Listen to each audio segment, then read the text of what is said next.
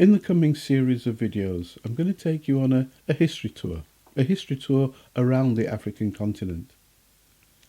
When they hear mention African history, many academics, mainstream academics, make accusations of romanticism, going on about Mother Africa, all of which they feel have no relevance today.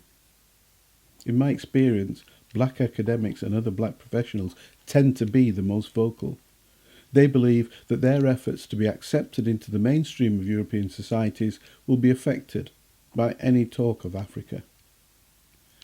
Engaging with African history has nothing to do with romance, ideas of Mother Africa, or alienating black people from their white counterparts. Engaging with African history is fundamental to understanding who we are, regardless of where we may live. It's also fundamental to challenging what has become known as racism. Europeans developed what we know today as racism as a tool to justify the continuation of their trade in Africans as slaves and to facilitate the colonization and rape of the continent. Europeans used their substantial influence to educate the world to believe that Africans were a savage and primitive subhuman species, heathens who lived on a primitive, underdeveloped continent that had played no part in world history. Their lies remain today, and whilst many have identified them as ridiculous, there are still individuals and groups who preach these lies, encourage their spread.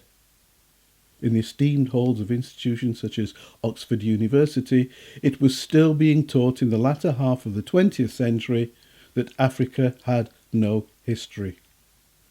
This is why black people suffer prejudice wherever they are in the world, not because of their skin colour, but because of their overall physiognomy that identifies them as savage Africans, a threat to the purity of any society. As mentioned, many regard these lies as ridiculous, but it's not enough to disbelieve. You must also know the truth. African history not only gives us the truth, but it also exposes the lies as being so ridiculous that they had to be deliberately constructed and could not be excused as misunderstandings or misinterpretations. This then raises the questions: why were these lies developed, and how did such ridiculous lies become globally accepted as fact? The following videos will explore all cardinal points of the continent, illustrating that Africa had more than just one or two isolated, exceptional civilizations.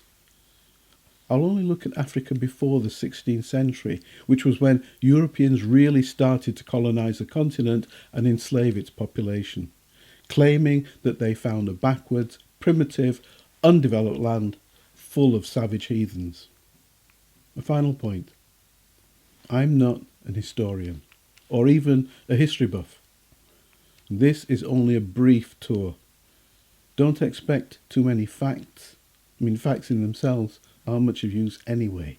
It's more important to grasp the meaning and understanding to which these facts point.